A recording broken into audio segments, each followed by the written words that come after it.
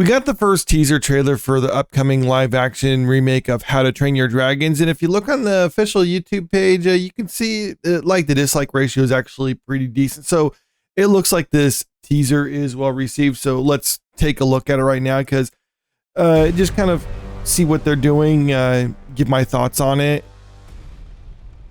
When you carry this axe, you carry all of us with you. I do think it's kind of cool that they're bringing Gerard Butler back to it, though. I can't kill dragons. I'd like them to bring back Craig Ferguson, though. Design's not bad for the dragons. You will. I'm a Viking. I'm a Viking.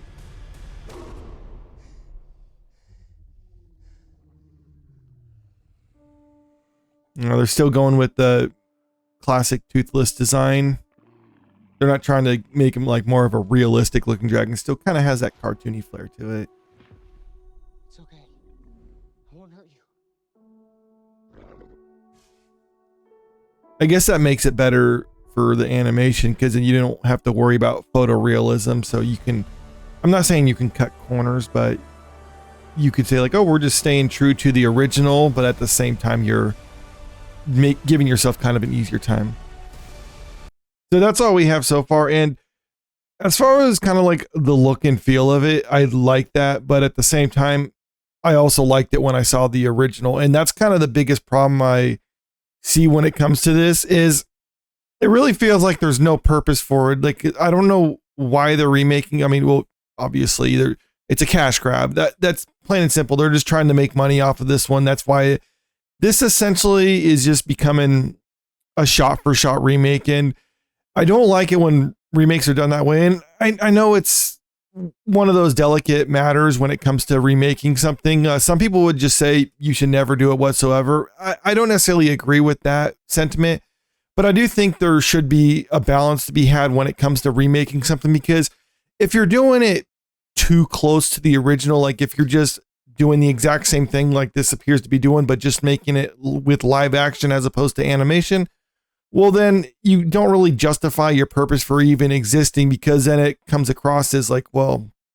if you're just doing the exact same thing as the original movie to begin with, then why am I watching this as opposed to the original movie? If the only difference is this is live action, I don't think that's enough reason to get me to want to watch this. I can always watch the original movie.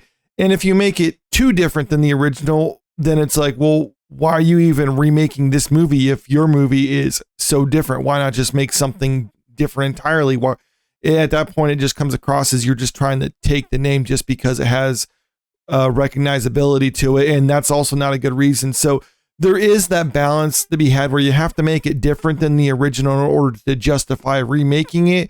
But you also can't be so different where it's just a remake and name only.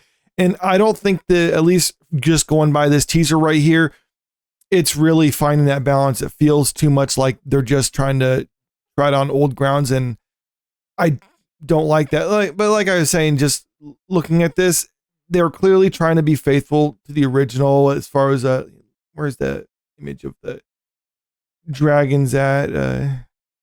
Yeah. They have a lot of the classic designs from the original movie and stuff like that. They're trying to stay faithful to that.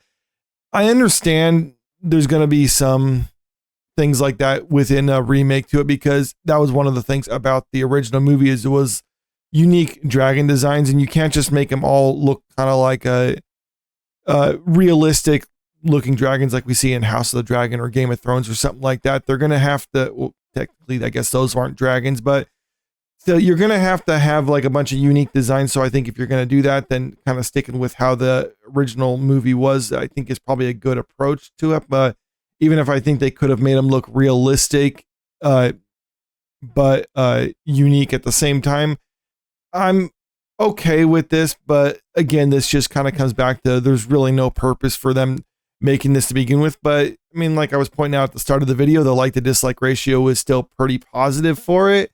So maybe I'm in the minority on this one. I think this will probably still be popular unless there's something else that comes out that kind of turns off audiences to it. But right now, just looking at it, this is something that I'm not super interested in watching because I love the original series and I can always just stick with that. This article from the Hollywood Reporter even kind of confirms, at least it thinks the same thing that I thought about watching the trailer. Things are heating up for Hiccup and Toothless in the teaser for Universal Pictures live action reimagining of How to Train Your Dragon. Writer-director Dean DeBlois features hits theaters June 13th, 2025, and is a shot-for-shot remake of DreamWorks animation hit animated film of the same name that was released in 2010. So, yeah, they even say this is a shot-for-shot remake. Talking about the people who are in it. Nico Parker as Astrid. That's another controversial thing because she's, I believe, half black. Having her portray blonde-haired, blue-eyed Astrids. A lot of people are saying that's just trying to throw in diversity for diversity's sake, and it definitely looks that way. I don't necessarily begrudge Nico Parker for taking on the role. I don't really have anything against most actors in the roles that they take unless they actually say something themselves that kind of bring on the backlash. But just her being cast in the role, I would say that's probably just a miscasting. That's how I would chalk it up, and it's a miscasting from the creative team behind this in order to try to push more diversity in their movie, and I don't think that's necessarily the right way to go about it. And literally, if that's the only thing they're doing this for is because they just want to do a shot-for-shot remake but with more diversity, well then I don't think that's necessarily the best way to go. But like I was saying, I think unless they do something that can really upset audiences, then this is probably still going to be successful, because the live action Lion King, and I use the air quotes because it was just a CGI movie, but of Lion King, that one was highly successful. And I think there is an appetite for stuff like this, even if it's not necessarily great, as long as it's not terrible, or as long as it's not insulting to the audience. This will probably still be popular and make lots of money. And what did I hear? It was I think the pre-production budget for this was around $50 million or something before they even shot anything. Now that could go into a lot, building sets, costumes, all that other stuff like there. But when it's all said and done, I wouldn't be surprised if this movie cost $200 million in order for them to make.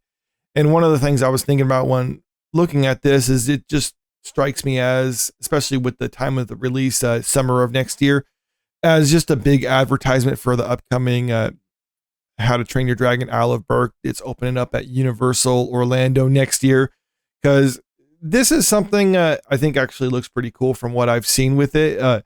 But it feels like this movie is just going to kind of coincide to be a big advertisement for the theme park. And maybe that's kind of why they're making that. But I think they are genuinely trying to, they're trying to make a good movie, or at least I think they're trying to make a movie that people will like. So they're just taking kind of a lazy approach to it by saying, we're just going to do a shot-for-shot remake because people like the original. So let's just do that again. And I think for some people it'll work. Will it be $1 billion hit like The Lion King was? Clearly it's too early to say at this point right now. Like I said, unless something happens, I can see this movie actually doing well. But we don't have a whole lot of information on it at this time. This is early on in it. We just have the first teaser trailer. So far, I'm not excited with it, but the reaction online seems to be people, at the very least, don't outright hate it. They just are kind of lukewarm on it. So I guess we'll have to wait and see. But let me know what you think about all this in the comment section below. What did you think about the teaser trailer, and do you expect it to do well, or do you think it's just pretty much people are tired of this kind of stuff right now? Comment below and let me know. And also, if you haven't already, make sure you click that subscribe button if you want to stay up to date with the latest entertainment news. And don't forget to click that like button and share this video out there because it really helps out with the channel. Thank you.